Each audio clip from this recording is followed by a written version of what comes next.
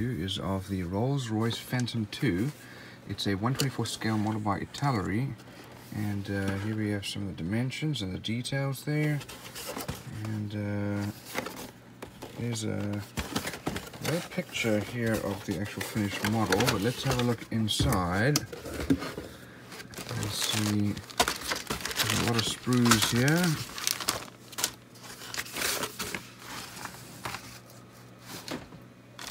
So first of all here, we'll have a look at our chrome parts.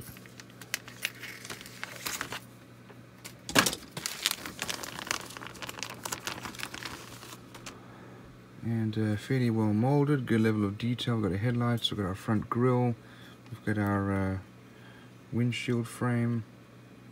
Looks like we have some accessories here as well as our bumpers. Let's have a look at this next one here.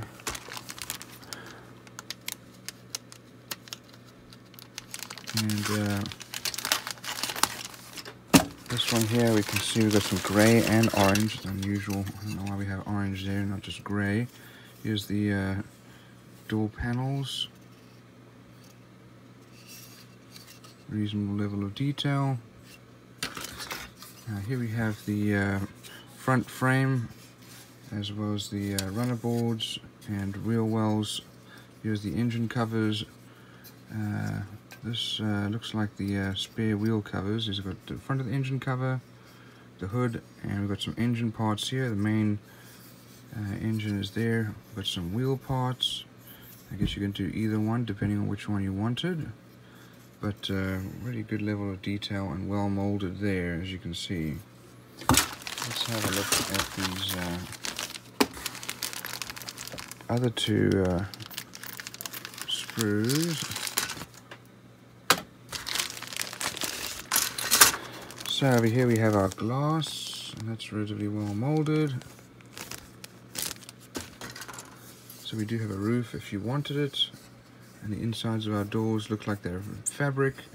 We have our dashboard over here, and seats, and then depending on which back you wanted, I guess you could do either of those.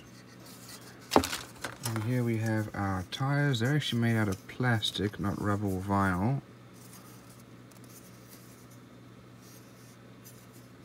And then over here we have our chassis with suspension parts here. We've got our maybe our exhausts here, engine parts as well, steering wheel, wheels, radiator fan. Here it looks like our axle and differential, suspension parts here, tank, and radiator. Let's have a look at our instructions here. So we start off with some details and the parts listing over here. And we'll start off with the chassis, and then you build the engine. Next we mount the engine, and it looks like fuel tank. Then you put the suspension and wheel hubs on. Rear axle goes on. Then we put the start to put the body parts as well as the wheels on. Now we work on the interior, and there's some more interior parts going on there.